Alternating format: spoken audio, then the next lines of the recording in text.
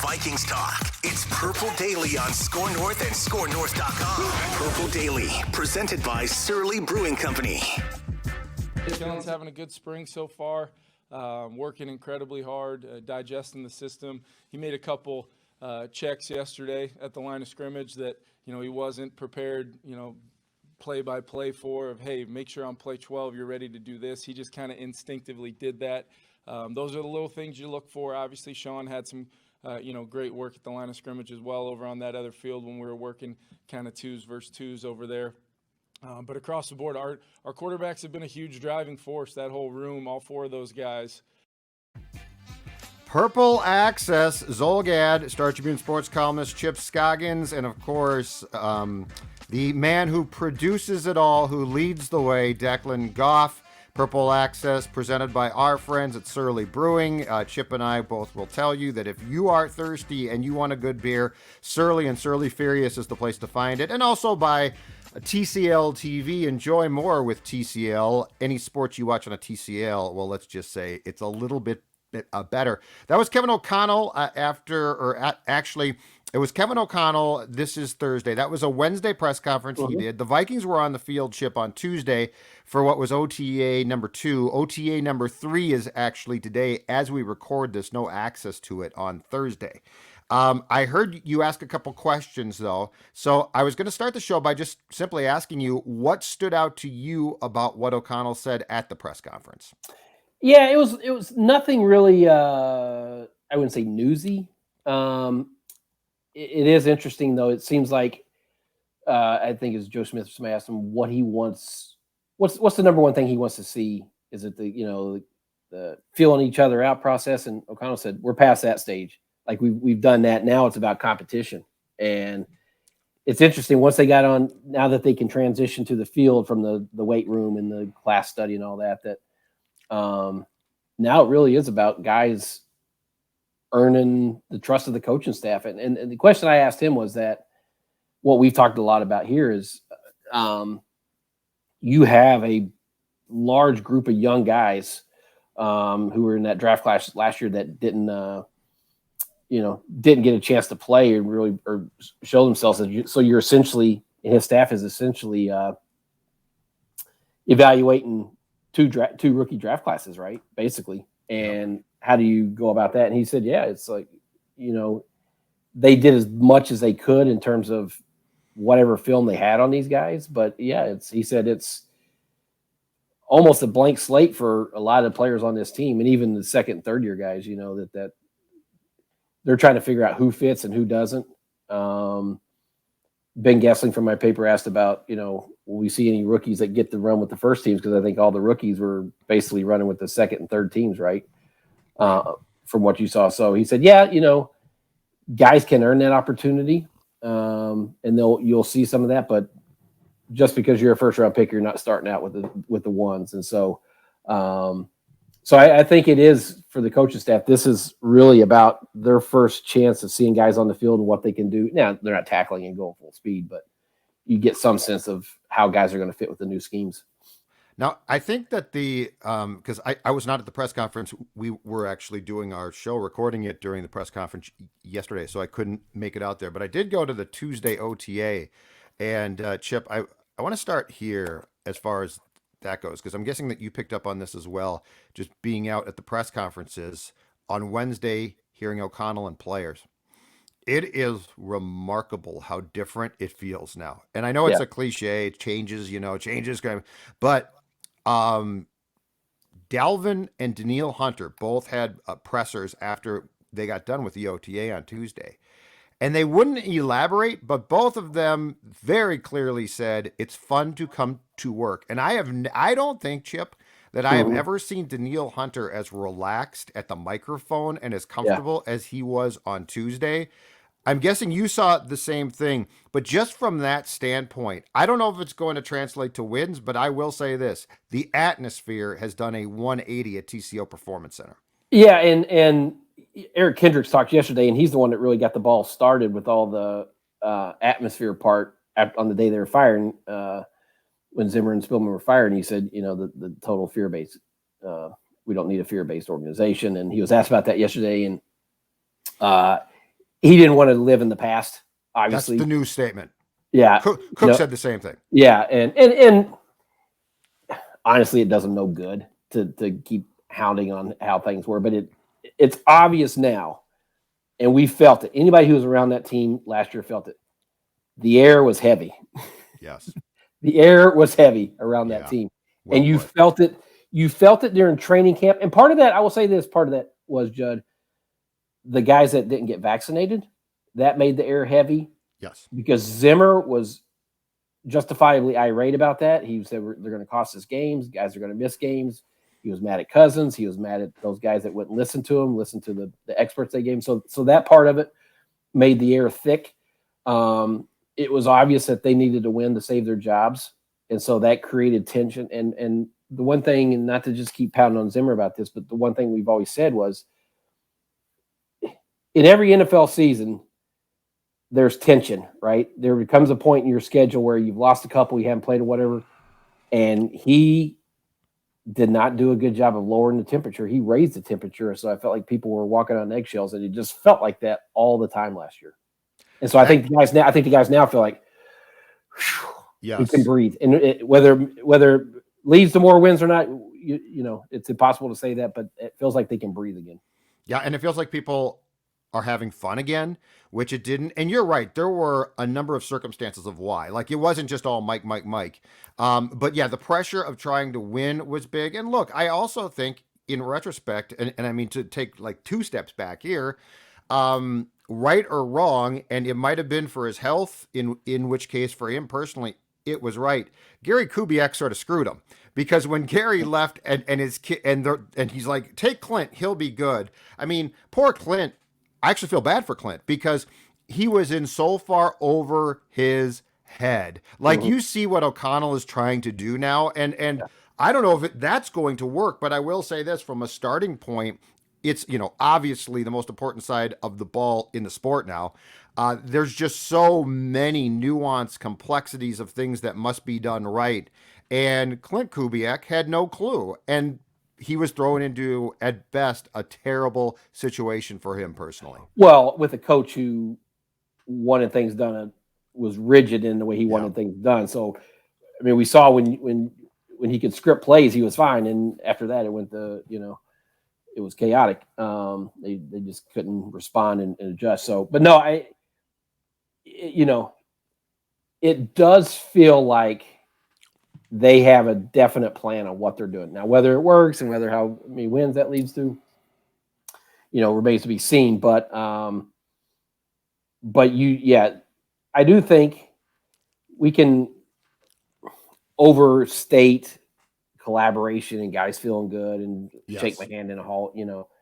But just from a human, basic human level, if you feel good about coming to work, I think you're going to be more productive and feel good about, you know, what's being taught to you, what's being asked of you, versus if you just feel like, oh my God, this is, you know, the atmosphere is bad, and, you know, which goes to show, I think we had a sense of it last year, but nobody really knew the clear depths of it. So yeah, professional athletes and teams are pretty good about being able to compartmentalize or hide all the dysfunction that's going on. They can lie to us like no other, but you can feel it. You can feel it, and you could sense it. You could sense it last year from training camp day one that something was off. And Mike didn't know what to do about the COVID thing, because I don't think he could get past the fact that he thought, you know, you get paid a lot. You shouldn't care about anything, including your family. Like this whole thing about we care about families. No, you don't. And that's okay. But, you know, but the whole thing in Mike's case was, I'm telling you how not to get sick, and you're not listening. You people are all idiots. And O'Connell might have felt the same way, but never would have expressed it in that way. Yeah. And so I think the COVID vaccination thing was like the final straw of when Mike completely lost the locker room. Yeah. And, you know, so there was the COVID thing. There was, you know, the Cousins contract. He saw what it was doing on his roster. He said, we have a top heavy roster. We don't have the depth, you know, and then it was just a bad vibe. But so that is, I wasn't able to be there Tuesday, but it's little things. I mean, and again, I don't want people to think that this is going to be like, oh, well, start mapping out the parade route, but letting them play music, cutting down the field, and having the. Well, Mike did that. Yeah, they played a lot of music. Some of the lyrics I do not approve of, Chip. It's some of the lyrics I do not know about these things. My kids listen to it, and I'm like, what? But the I was kind of interested on the video board where they get to the video board's cool. I'm a country music guy, so I some of this stuff goes over here. But the video board, so it shows the all 22. So do they turn around and I don't know and watch it? I have to ask that. That's a good question. Is that what it is? I don't know. But yeah, there's a big screen now in the middle of the fields that they can actually watch things on. I'd have no clue. And O'Connell was also on Tuesday had a walkie-talkie, and I'm assuming he might have been calling things into Kirk's helmet in installation. But yeah, there's a lot of things. But I mean, and another very important difference between O'Connell, and I'm going to go in the way back machine here, and Brad Childress is this. So Childress got there after Ticey in 06 and was told people are running wild. This is unacceptable. So his first camps were just uptight as could be, and nobody was happy.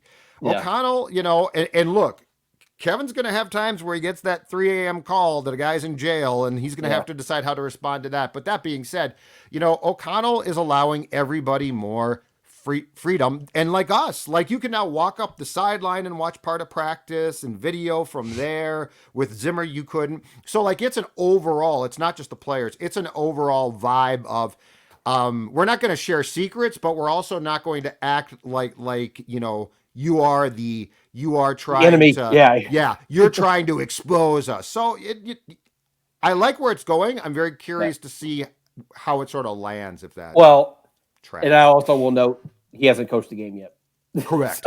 He hasn't suffered a loss yet. In fact, I said that to an employee.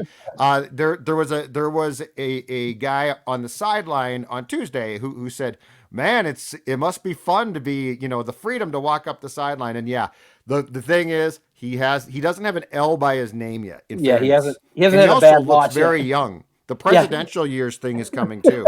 Take pictures of O'Connell right now. In 3 years, he's going to look 52. He's going to look my age. Well, that's it. There was a picture of Zimmer from his introductory press conference on the wall there in the. It's incredible. The media room, and then to see that, but then I'm like, okay, who am I to talk about? You want to see my? Yeah. You want to see my Star Tribune badge for when I started?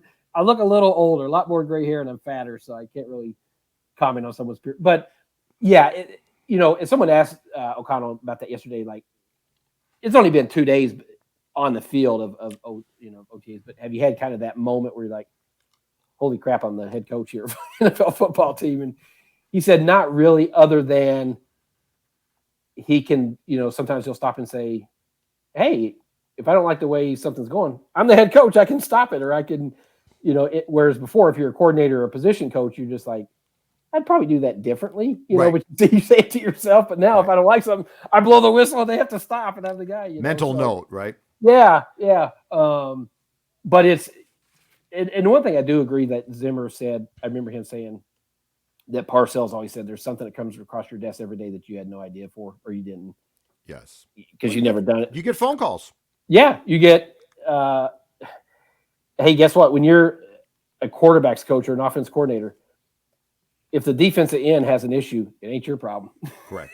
You know what? When you're the head coach, everything's your problem. And so I'm sure there's some of that he's figuring out now. And again, it's great that I think he's implementing, a program or a process where players can feel like they can approach coaches or have more say in things, or just feel good about the environment that they're doing. Mm-hmm. But it still comes down to there's a lot more pressure in November than there is May. 100%. I'm just to be clear, I'm saying the current vibe, because you're exactly right. Yeah, he does not have an L yet to his name. That changes things. And look, I mean, there is definitely going to be, because I believe right now there are 90 guys on this team. There are definitely going to be guys who were here previously and were probably afraid to get in trouble who are going to say, this is the newer, kinder, gentler Vikings. I'm going to push that. Yeah. That always happens too. So like, how is he going to respond when the phone rings at 3 and now you got to go take care of, and your wife's like, what the hell is that? And you're like, I'm responsible for the entire team. So yeah, there's other things here, Chipper, that are very, very new to him and interesting. I just like the fact it doesn't now feel like they're like everyone is on eggshells. Yeah, and that's good. And I just think it's gonna. You would hope guys are professional enough to know. Okay, don't take advantage of this. There'll be guys that will. There will be guys that settle in too much. Well, right, because Kwesi is guys' friends. Like he's going around dapping guys up, and O'Connell's smiley 30-something-year-old. There are 1,000% going to be some veterans who probably say, I'm going to push this a little bit. And guess what? I have news for you. There's going to be guys that get cut that probably surprise us. That's the one thing I'm going to write this weekend, Judd, is that they're inheriting a lot of players that they didn't pick and that were picked for a different system, whether it's blocking schemes or defensive. And so it'll be interesting. Some of these guys may get cut through no fault of their own. Just, hey, you were drafted for or brought here for something else to play in a different scheme, and you just don't fit. Hey, what we're doing, and there's no hard feelings on that. So that's why I think this is important. And some of those guys that they drafted last year, they may look at and say, you know what, they were drafted for a different scheme, a different body type. We look for this. We look for these kind of characteristics and what we want to do. Sorry, you just don't fit. And so I think we're going to see some of that. Through OTA and training, not OTAs, but in training camp when they start making cuts. And Chip, there are going to be guys who get cut because they come into camp out of shape and overweight. And I'm going to appeal to them right now. I'm going to talk to them right now because I'm going to tell you how not to get cut.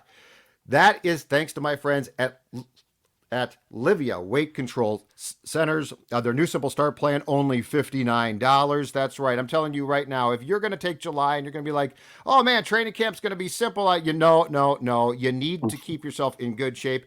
And you receive one-on-one personalized and guided support online or in person from the Livia team of experts. Visit Livia.com, 855-GO-LIVEA, Livea, Livia.com can help you not only lose the weight, but keep the weight off. I'm going to give you a name of a guy I think we should keep an eye on, Chip, because I think his importance in the actual football decisions is going to be huge, because he sort of is all around all the time. Ryan Grigson, who Kwesi hired, who worked with Kwesi in Cleveland, but more importantly is the guy that drafted Andrew Luck with the Colts and ran the Colts. My perception, just perception, is this. I think he might be the biggest football voice in the room. Your thoughts on that?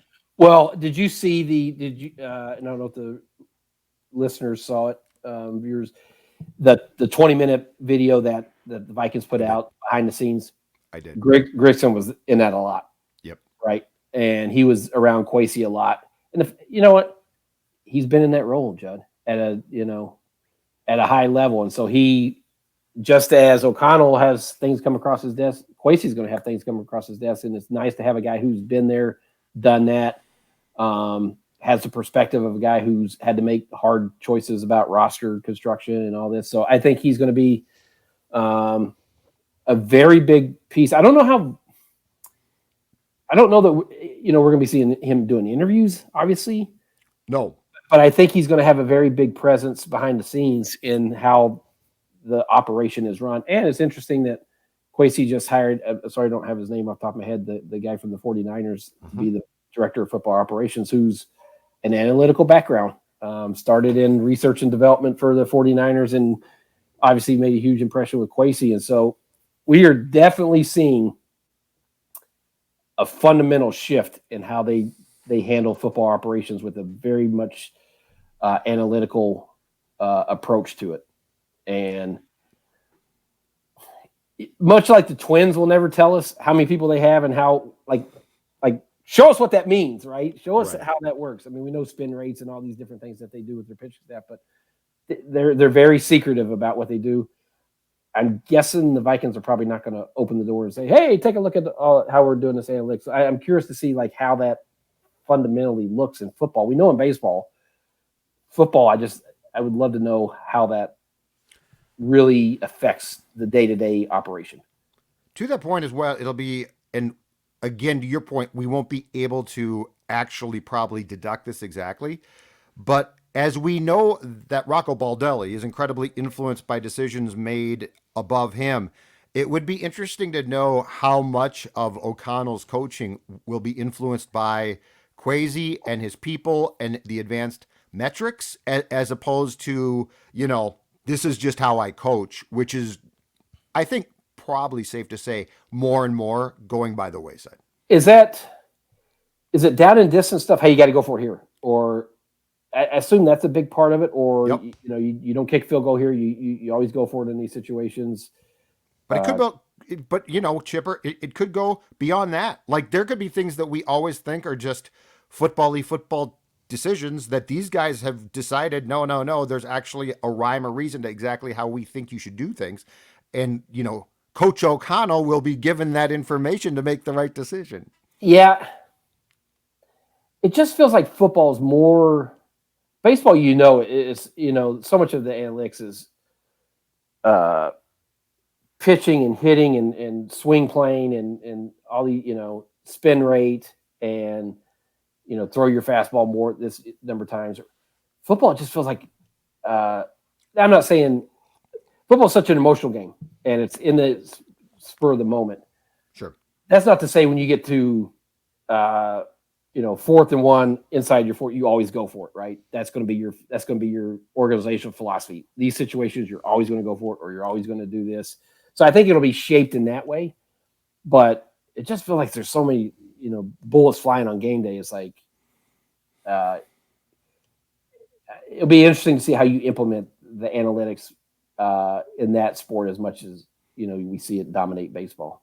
Speaking of things that are flying on game day, Chipper, when you have the opportunity, when you have the chance to sit down and watch your beloved Vols on a Saturday, no typewriter, no nothing, just you, the remote, and the couch, what do you like to have flying towards your hand as kickoff approaches?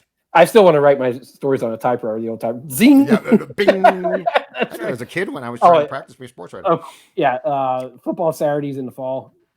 Football Saturday, fall, furious. It just goes together. With alliteration, I can't, that is my beer choice. You got to have the furious on football weekends in the fall. And of course, that's thanks to our friends at Surly Brewing who put out so many good beers. But for guys like Chip and I, we love, as Chip just said, the Surly Furious, and so we will keep those coming. If you like drips and drops, that's awesome. If you like hell, again, so many good choices at your local liquor store right now. I just wondered too, Chip, if they are going to, because I'm with you, like we think of this sport as an emotional sport. Sometimes decisions have to be made, snap judgments. But there were things about baseball that have happened to it that I didn't expect, that I didn't see would be changed. So I just wonder if there's things that we perceive right now as, well, these are always how things get done. And in our minds, that's the way to do it or the only way. And, a guy like Kwesi will say, oh, no, there's other ways that we can approach this. And then boom, in 5 years, it's completely changed. Because that's, in baseball, I never thought the stolen base would be abandoned, eliminated, or the bunt. Like I used to be like, oh yeah, bunting, yeah, it's important. In our day, coaches used to talk about the importance of working on your bunting. Now I think you'd be laughed off the field. Yeah, we did every practice. So could football have some of the similar things? Well, that's like this. Somebody, I'll have to look at the new football operations director that they hired. Sorry, I don't know his name. It's a non-traditional background, right? 100%. I mean, he has his PhD or whatever from my alma mater, Missouri, right? Analytics. Yeah, I mean, you got what, two, right? Of course, he's a great hire. He's from Missouri. But it's a non-traditional. So you're seeing this. A lot of guys come up through the research and development path, and that's where Kwesi came from, research and development after the business background. So it's it's hard to know because it's so new. So I would love to know, like, what is this they're working on? What are the systems that they're putting in place, and how is that going to affect the football product on the field? I'm fascinated. I don't think we'll know for a couple of years, and then there'll be trends and be like, aha, that's where this Correct. This is what was happening behind the scenes. And so I'm too stupid to know, like, I'm a dumb journalist. I don't think you're stupid. I think you're too old, which is my well, problem. I'm dumb. I'm too old to foresee the changes that they see because, as Kwesi said, after the draft, he expressly referred to being in the lab. He said, we got guys in the lab. That's what I'm saying is I actually don't think that that's like some type of like misstep in speech. I think he's literally thinks of this as a lab, and they're cooking up ideas that we are going to say, huh? And then it's going to be in 5 years. Oh yeah, of course they did that. Yeah. And that's why I'm fascinated to see if this works in this sport to the degree that we've seen it with baseball. Yeah. Now, some people, there are people that will tell you, and in some ways I don't disagree, that a lot of the analytics have ruined baseball. With the way the game is played now, it's just made it less appealing. I just don't know that you're going to have the same impact on football. Maybe I'm wrong. Maybe I'll be proven wrong. And you might be right, dude. I could be completely proven wrong on this. Yes. But I'm fascinated to see kind of how this plays out with this regime. And, because they're clearly bringing in personnel in a front office that wants to do something completely different than what we've seen with this team. The new Vikings vice president of football operations from the 49ers is Demetrius Washington. Yeah. That's and he'd been in research development for years with him, right? Yeah. Yep. And he's going to now be in the job that Kwesi was in Cleveland, which is an important job. So yeah. Last thing, sir, I got a question for you. Again, it's just going to be hypothesizing about what might take place here. So Dalvin Cook in his post-practice press conference Tuesday made a reference to his role. And so I followed up with, how much more do you have to offer from like a standpoint of what you can do? Because, he could, we've seen him do some very impressive things that weren't necessarily repeated by the previous coaching staff. And Cook's like, well, I'm not going to give away our trade secrets. We're preparing for the Packers in week 1, but I can tell you right now, I can do a lot more. But he didn't say much. Yeah. And then I believe it was Dalvin himself who tweeted out a picture of him catching that pass against the Steelers last year, which was a great throw by Cousins and a great catch. So he's clearly alluding to what I think we've always talked about, which is how much more can he do? And I think it was Chad Graff who tweeted out from the Tuesday camp that Dalvin, and this is not a shock, but he was lined up at times as a receiver. How much more are you excited to, or are you expecting that we will see Dalvin Cook used in far more ways than just the traditional that, clearly Mike and the previous regime favored? Well, I think you'd be crazy not to. And you have this offense coordinator who's,